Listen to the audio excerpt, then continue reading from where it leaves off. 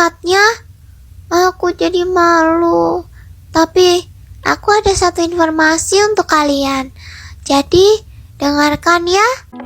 Halo semuanya, kali ini kita akan membahas tentang satu masalah yang belakangan ini sangat hangat dibincangkan oleh banyak orang, terutama pada orang tua yang memiliki balita, apalagi kalau bukan stunting. Apa itu stunting? Stunting adalah gangguan tumbuh kembang anak, di mana anak lebih pendek dibandingkan anak-anak seusianya. Stunting disebabkan oleh kekurangan gizi, terutama pada 1000 hari pertama masa pertumbuhannya.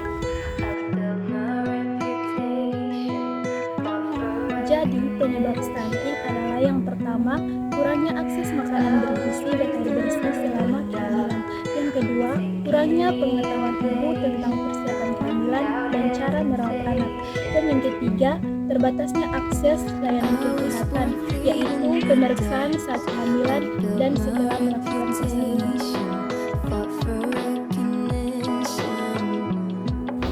Risiko yang dapat terjadi ketika anak terkena stunting. Yang pertama, terganggunya pertumbuhan dan perkembangan otak, sehingga kecerdasan dan kemampuan berpikir menjadi menurun. Yang kedua, terhambatnya perkembangan motorik, sehingga anak sulit mengungkapkan bahasa ekspresi. Yang ketiga, terhambatnya pertumbuhan fisik, di mana postur tubuh anak menjadi lebih pendek dari anak seusianya. Yang keempat, penurunan kekebalan tubuh anak, sehingga anak menjadi mudah sakit sampai usia dewasa dan menyebabkan risiko obesitas dan penyakit lainnya. Oleh karena itu, kita harus mencegah stunting sedini mungkin.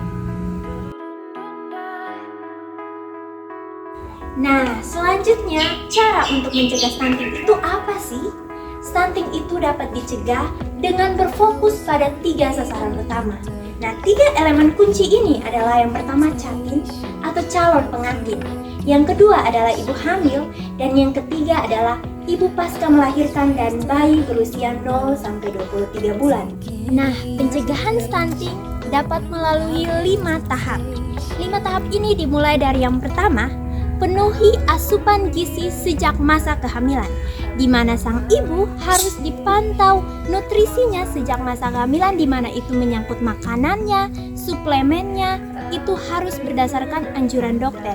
Dan pada masa ini disarankan agar sang ibu selalu rutin mengontrol kesehatannya pada dokter ataupun bidan.